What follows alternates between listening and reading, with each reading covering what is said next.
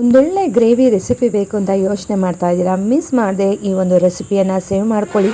ಅದೇ ರೀತಿಯಾಗಿ ನಿಮ್ಮ ಫ್ಯಾಮಿಲಿ ಮೆಂಬರ್ಸ್ಗಾಗ್ಬೋದು ಅಥವಾ ಫ್ರೆಂಡ್ ಸರ್ಕಲ್ಗಾಗ್ಬೋದು ಶೇರ್ ಮಾಡೋದನ್ನು ಮರಿಬೇಡಿ. ಈಸಿಯಾಗಿ ಮಾಡುವಂಥ ರೆಸಿಪಿ, ಯಾವುದೇ ರೀತಿಯಾಗಿರುವಂಥ ತರಕಾರಿ ಬೇಡ, ಎರಡು ಆಲೂಗೆಡ್ಡೆ ಇದ್ದರೆ ಸಾಕು, ಸೂಪರಾಗಿರುವಂಥ ಮನೆ ಮಂದಿ ಎಲ್ಲ ತಿನ್ನೋ ಅಷ್ಟು ಗ್ರೇವಿಯನ್ನು ರೆಡಿ ಮಾಡಿಬಿಡ್ಬೋದು. ಬನ್ನಿ ಹೇಗೆ ಮಾಡೋದು ನೋಡ್ಕೊಂಡು ಬರೋಣ. ನಾನು ಇಲ್ಲೊಂದು ಪ್ಯಾನ್ಗೆ ಸುಮಾರು ಒಂದು 7ರಿಂದ 8 ಸ್ಪೂನಷ್ಟು ಎಣ್ಣೆ ಹಾಕ್ಕೊಂಡು ಅದಕ್ಕೆ ಸಾಸಿವೆ, ಜೀರಿಗೆ, ಕಡಲೆಬೇಳೆ, ಉದ್ದಿನಬೇಳೆ, ನಿಮ್ಮ ಮನೆಯಲ್ಲಿ ನೀವು ಒಗ್ಗರಣೆಗೆ ಯಾವುದೆಲ್ಲ ಪದಾರ್ಥಗಳನ್ನು ಆ್ಯಡ್ ಮಾಡ್ತೀರಾ ಸೊ ಅಷ್ಟನ್ನು ಕೂಡ ನೀವು ಇಲ್ಲಿ ಆ್ಯಡ್ ಮಾಡ್ಬೋದು. ಜೊತೆಗೆ ಇಂಗನ್ನು ಕೂಡ ಹಾಕ್ತಾಯಿದ್ದೀನಿ. ಇದೊಂದು ಎಕ್ಸ್ಟ್ರಾ ಫ್ಲೇವರ್ ಅಂತ ಹೇಳ್ಬೋದು. ತುಂಬ ಅಂದರೆ ತುಂಬ ಚೆನ್ನಾಗಿರುತ್ತೆ. ಇದೆಲ್ಲ ಒಂದು ಸೆಕೆಂಡ್ ಫ್ರೈ ಆಗಲಿ. ಇದ್ರ ಜೊತೆ ನಾನಿಲ್ಲಿ ಕರಿಬೇವಿನ ಸೊಪ್ಪನ್ನು ಕೂಡ ಆ್ಯಡ್ ಮಾಡ್ತಾಯಿದ್ದೀನಿ.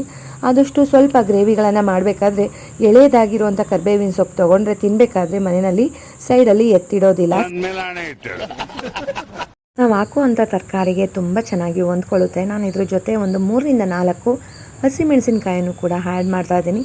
ನಿಮ್ಮ ಮನೆಯಲ್ಲಿ ಖಾರ ಹೇಗೆ ತಿಂತೀರಾ ಅದ್ರ ಮೇಲೆ ಹೆಚ್ಚು ಕಡಿಮೆ ಮಾಡ್ಕೊಳ್ಬೋದು. ಇದು ಸ್ವಲ್ಪ ಎಣ್ಣೆಯಲ್ಲಿ ಫ್ರೈ ಆಗಲಿ, ಕಲರ್ ಚೇಂಜ್ ಆಗುತ್ತೆ.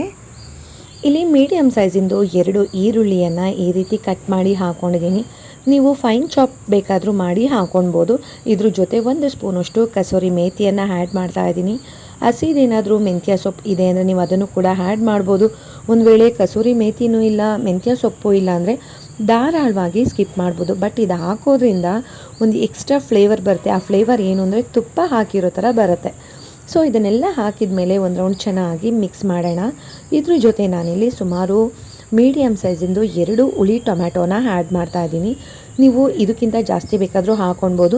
ನೀವು ಯಾವುದಕ್ಕೆ ಕಾಂಬಿನೇಷನ್ ಮಾಡ್ಕೋತೀರಾ ಅದರ ಮೇಲೆ ನೀವು ಇದಕ್ಕೆ ಹುಳಿ ಟೊಮ್ಯಾಟೊ ಹೆಚ್ಚು ಕಡಿಮೆ ಮಾಡ್ಬೋದು. ನಾನು ಇದನ್ನು ದೋಸೆಗೆ ಮಾಡ್ತಾ ಇರೋದ್ರಿಂದ ದೋಸೆ ಬ್ಯಾಟರ್ ಕೂಡ ಲೈಟಾಗಿ ಹುಳಿ ಇರುತ್ತೆ. ಸೊ ಅದಕ್ಕೆ ನಾನು 2 ಹುಳಿ ಟೊಮ್ಯಾಟೋನ ಹಾಕ್ಕೊಂಡಿದ್ದೀನಿ. ಅಷ್ಟು ಸಾಕಾಗತ್ತೆ. ರುಚಿಗೆ ಉಪ್ಪು, ಸ್ವಲ್ಪ ಅರಿಶಿಣ ಹಾಕಿ ಚೆನ್ನಾಗಿ ಮಿಕ್ಸ್ ಮಾಡ್ಕೊಳ್ಳೋಣ. ಇದು ಪೂರ್ತಿಯಾಗಿ ಫ್ರೈ ಆಗೋದು ಬೇಡ ಸ್ನೇಹಿತರೆ, ಅಷ್ಟು ಟೇಸ್ಟ್ ಬರೋದಿಲ್ಲ. ಒಂದು ಅರ್ಧ ಭಾಗ ಫ್ರೈ ಆದರೆ ಸಾಕು.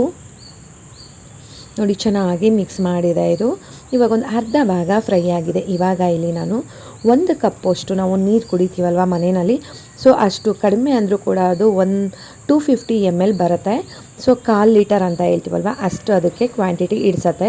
ಅಷ್ಟನ್ನು ನೀರನ್ನು ಆ್ಯಡ್ ಮಾಡಿ ನಾನಿಲ್ಲಿ 1.5 ಸ್ಪೂನಷ್ಟು ಕಡಲೆ ಹಿಟ್ಟನ್ನು ಈ ರೀತಿಯಾಗಿ ಸ್ಲರಿ ಮಾಡ್ಕೊಂಡಿದ್ದೀನಿ. ಅದಕ್ಕೊಂದು 2ರಿಂದ 3 ಸ್ಪೂನ್ ನೀರು ಹಾಕ್ಕೊಂಡು ಮಿಕ್ಸ್ ಮಾಡಿಬಿಟ್ಟು ಇದಕ್ಕೆ ಮಿಕ್ಸ್ ಮಾಡೋದಕ್ಕೆ ಸ್ಲರಿ ಅಂತ ಹೇಳ್ತಾರೆ.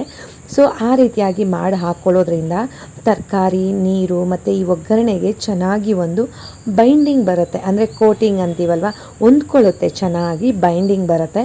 ಸೊ ಅದಕ್ಕೆ ಹಾಕಿ ಒಂದು ಕುದಿ ಬರೋ ತನಕ ಬಿಡೋಣ. ನೋಡಿ ಲೈಟಾಗಿ ಕುದೀತಾ ಇದೆ. ಇವಾಗ ನಾನಿಲ್ಲಿ ದಪ್ಪು ಸೈಜಿಂದು 2 ಆಲೂಗೆಡ್ಡೆಯನ್ನು ತೊಗೊಂಡಿದ್ದೀನಿ. ಅದಕ್ಕೆ ಸ್ವಲ್ಪ ಉಪ್ಪನ್ನು ಹಾಕಿ ಬೇಯಿಸ್ಕೊಂಡು ಈ ರೀತಿಯಾಗಿ ಸ್ವಲ್ಪ ಸ್ಮ್ಯಾಶ್ ಮಾಡ್ಕೊಂಡಿದ್ದೀನಿ.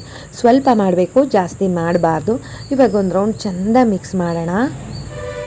ಒಂದಕ್ಕೊಂದು ತುಂಬ ಚೆನ್ನಾಗಿ ಹೊಂದ್ಕೊಳ್ಳುತ್ತೆ. ನಾವಿಲ್ಲಿ ಸ್ಲರಿ ಹಾಕಿರೋದ್ರಿಂದ ತುಂಬ ಚೆನ್ನಾಗಿ ಹೊಂದ್ಕೊಳ್ಳುತ್ತೆ. ನೋಡಿ ಕನ್ಸಿಸ್ಟೆನ್ಸಿ ಕೂಡ ಅಷ್ಟೇ ಪರ್ಫೆಕ್ಟ್ ಆಗಿದೆ. ಇದು ಒಂದು ರೌಂಡ್ ಕುದ್ದ ಮೇಲೆ ಇನ್ನು ಸ್ವಲ್ಪ ಗಟ್ಟಿಯಾಗುತ್ತೆ ಅಷ್ಟೇ. ನನಗೆ ದೋಸೆಗೆ ಪರ್ಫೆಕ್ಟ್ ಆಗಿದೆ. ಲಾಸ್ಟಲ್ಲಿ ನಾನಿಲ್ಲಿ ಕೊತ್ತಂಬರಿ ಸೊಪ್ಪಿಂದ ಗಾರ್ನಿಷ್ ಮಾಡ್ತಾಯಿದ್ದೀನಿ ಮತ್ತು ಆ್ಯಡ್ ಮಾಡ್ತಾಯಿದ್ದೀನಿ. ಇದನ್ನು ಮಾಡಿ ಒಂದು ರೌಂಡ್ ಮಿಕ್ಸ್ ಮಾಡಿಬಿಟ್ರೆ ಸೂಪರಾಗಿರೋವಂಥ ಆಲೂಗೆಡ್ಡೆ ರೆಸಿಪಿ ರೆಡಿ ಆಗಿಬಿಡುತ್ತೆ ಸ್ನೇಹಿತರೆ. ನಾನು ಹೇಳ್ದಾಗೆ ಸೂಪರಾಗಿರುತ್ತೆ. ನೀವು ಯಾವುದಕ್ಕೆ ಬೇಕಾದರೂ ಕಾಂಬಿನೇಷನ್ ಮಾಡ್ಕೊಳ್ಬೋದು. ಇಷ್ಟ ಆಯ್ತಲ್ವಾ? ಹೋಗಿ ಬರಲಾ? ಬಾಯ್ ಸ್ನೇಹಿತರೆ, ನಮಸ್ತೆ.